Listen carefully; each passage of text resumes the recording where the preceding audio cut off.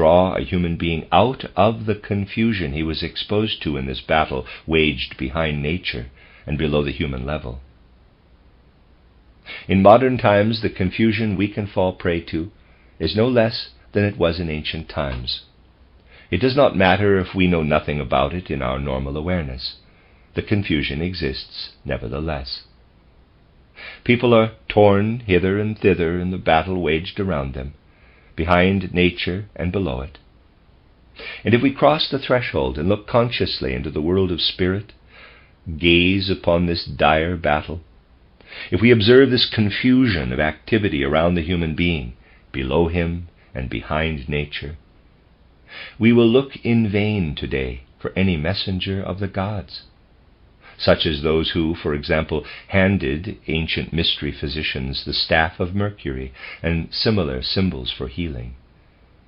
We can no longer hold our own at all in this great battleground between the retrograde upper beings of Mars, Jupiter, and Saturn, and the lower retrograde beings of the Moon, Venus, and Mercury. If you cross the threshold, you will actually find yourself in the midst of this dire conflict between upper and lower powers, opposing each other like two warring camps, the air and fire beings as lapsed Moon, Saturn, Jupiter, and Mars beings, and earth and water beings who are lapsed Moon, Venus, and Mercury beings. And the conflict rages beyond the threshold in dire fashion, so that the sun first flames with fire, and then is darkened and obscured, and at last appears as a terrible black disk. This was not so for the ancient initiates, for they saw through this black disk, and from it came the divine messengers of God the Father to them, for instance, bearing a knowledge of healing in ancient times. In modern times we cross the threshold and find this terrible battle raging. The sun grows red, grows black, but remains a black disk, and we are repulsed, and to find our way, to survive in this confusing battle, have to search upon the earth itself. And here we are guided to the Christ, who stands there as a spiritual being who bound himself to the earth through the mystery of Golgotha, and says to us, quote, "Do not despair that the sun has grown black. It is black now because I, the Sun God, no longer dwell in it, but have descended and bound myself to the earth." Close quote. If we then approach Christ with the greatest inner humility and devotion, and with clear insight into what comes to us through knowledge of the mystery of Golgotha, while the sun does not brighten again, it remains a black disk. It begins to make audible everything Christ speaks to us, and then we learn of Christ's affinity with the sun. Though it remains a black disk, the sun becomes the being who enables us to hearken to Christ, if we have first developed in ourselves the right inner relationship to him. And then it is the Christ who tells humankind of the means to reconcile the upper with the lower powers, how one can reconcile the powers above the black sun disk, who manifest around our earth as beings of air and fire, with the lower beings. And as human beings specifically, we acquire guidance, precepts, both for healing illnesses and for understanding all the other evils that continually disappoint Lucifer and Ahriman. Through the power of Christ and the power of the mystery of Golgotha, we come to the point of being able to say this wondrous thing, quote, "You, creatures of Ahriman and Lucifer, you are disappointed by the evils that must arise on earth through you, as you achieve your only partial victories.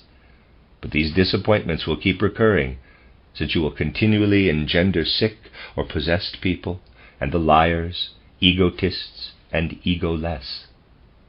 And thus you will continually swing back and forth between euphoria and disappointment." Close quote.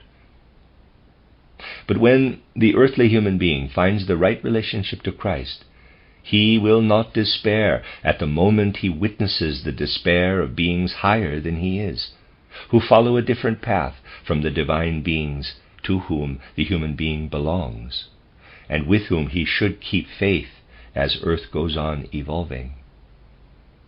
At the core of these divine beings is the Christ being, who once spoke through the sun's disk to the ancient initiates, and who now continues to speak to us from the earth with the sun's aid. And so in speaking of Christ today, we are speaking of the one who can stand beside us on earth, as the guide who leads us away from the dire conflict that Ahrimanic and Luciferic powers wage, both with one another and against the upper and lower worlds of the gods.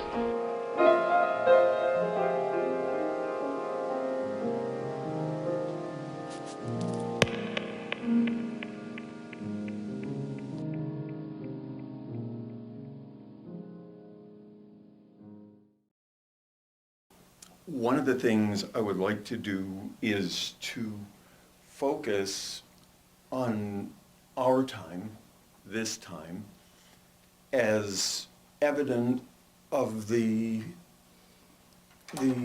shift point in the halfway Earth evolution, of human evolution on Earth, in order to suggest that we're sort of straddling the fence between the first half and the second half of evolution on Earth.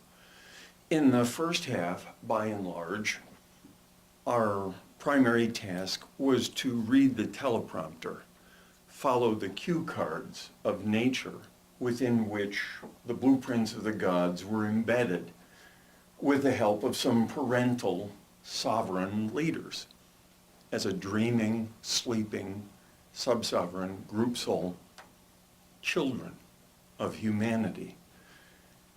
This is all changing now, and with our enthusiasm and hubris of the rationalistic Enlightenment period, which Goethe sort of disparagingly called a revolution in a piss pot, a revolution in a potty pan, much ado about something, almost nothing. We started to presume or assume that with the full development of the intellect, we had everything we needed to qualify ourselves for the first time as junior or incipient creator beings. And consequently, we are surrounded by the creations of the intellect, the synthesis of nature as an intellectual second nature. And it's rapidly becoming obvious that we need something more than the intellect to become creator beings. We're more or less in the position of the rock star who trashed the hotel room after the concert. It was a good idea at the time, but now the bills come in. And we have to add the spiritual training, understanding, the communication and participation in spiritual worlds in order to work as creator beings or co-creators with matter. In esotericism, in Western esotericism, the first half of the Earth evolution is called the Mars-Earth phase. The second half is called the Mercury phase. So in the Mars phase, we have the descending arc of spirit entering matter, sometimes called the fall. And it requires making space in matter for spirit. And we have to use our elbows and knees, fight for the space, plant a flag at the top of the hill. It requires the Mars forces and passion and glue. And so in the first half of human evolution, we have hard-wrought, step-by-step, solid ground to stand on, institutions that back us up, cultural integration and expectations that support us. And now all that's evaporating. All of that is going to the wind, and the Mercury phase is the alchemical phase. Everything that's been glued together in the first half of human evolution. On the recovery ascent to the descent of spirit and matter, in raising matter up to spirit, we have to unglue everything that has been bound and glued. And in this straddling the fence position, we're in the midst of sort of stepping in a psycho-spiritual quicksand as regards matter. There's very little we can rely on. The nuclear family is almost gone, disappearing. There's what we expected to support us community-wise, culturally, is evaporating. A lot of what we call community is bureaucratic and on paper. And so we don't have the full forces of the I am that I am, for individuality and freedom, and moving ahead, and we've lost most of the old community that has supported us up until now. And one of the signatures that is, I feel, very much a part of this experience as we're trying to redefine ourselves, transform ourselves, meet the challenges of the time, is once every 130 years, or 113 years, variable, there's a double eclipse of Venus with the sun, called a double transit of the sun. It serves, between the two, it develops an 8-year plateau between the two eclipses. And this 8-year plateau is a very germinal period for the initiatives in black and white magic that take the next century to unfold. This transit that's occurring now began in the summer of 2004, and it culminates in the summer of 2012. The great Mayan 13 Baktun calendar, which is much touted these days, began at about the time Kali Yuga began, about 3100 BC, even though, as far as anthropology and archaeology is concerned, there was no Mayan culture existent at that time. And it started on a double Venus transit of the sun, and it ends on a Venus transit of the sun. The Mesoamerican culture timed and tuned all of their calendar culture cycle on Venus, the Miztec, the Olmec, the Aztec, all of them. And part of the downfall of the Mesoamerican culture was connected with the decadent Venus mysteries. Now, what I'd like to do is go back to the last one as a point of reference, which was 1874 to 1882, with an 8-year span in between. And what happened during that time period was more or less the genie got out of the bottle.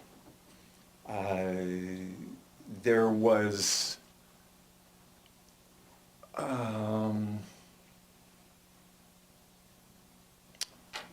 you had Blavatsky coming over to New York and meeting Olcott.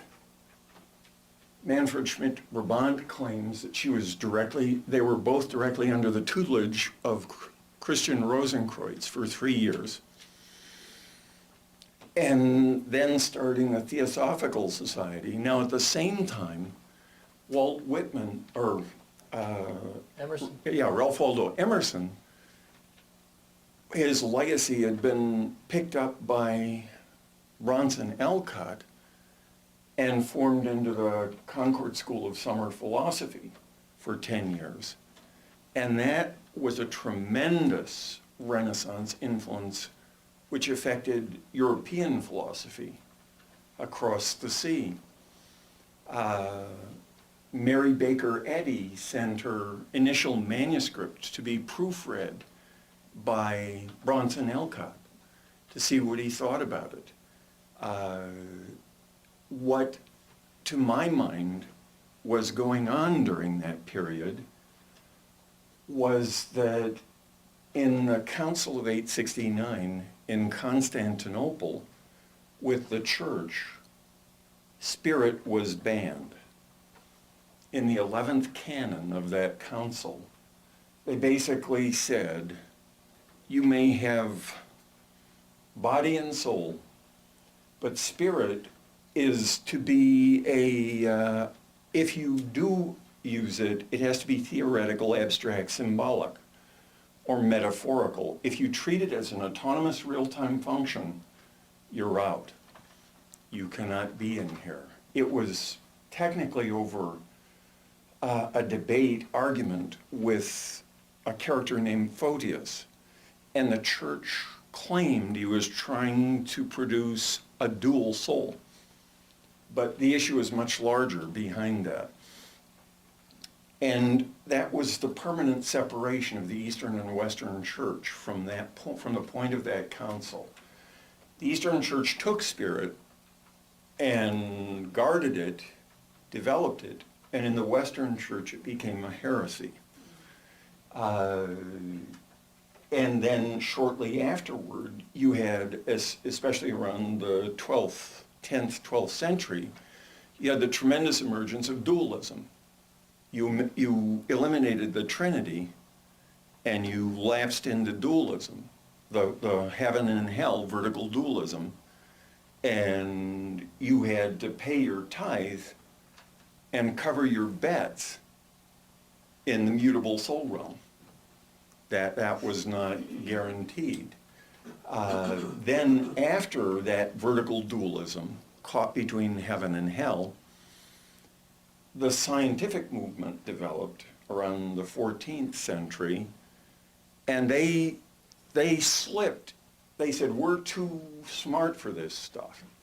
We're not going to fall for this. But they created a horizontal dualism, the Cartesian split. The inner phenomena, the outer phenomena, nothing in between. The legacy of which we're still surrounded by today.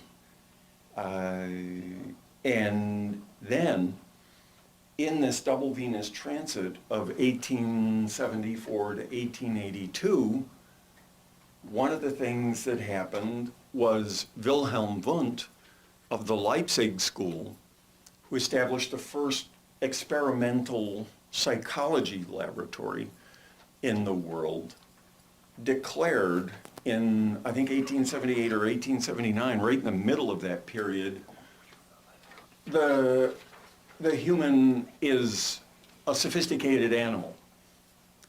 Shortly after De la Mettrie in France, it said the human is an exotic machine. And Pavlov had been writing letters to contemporaries saying, this term soul, this ambient, unqualified term soul, which is still lingering around the edges of science, makes a mess all over the lab table. We got to get rid of it. We got to clean up.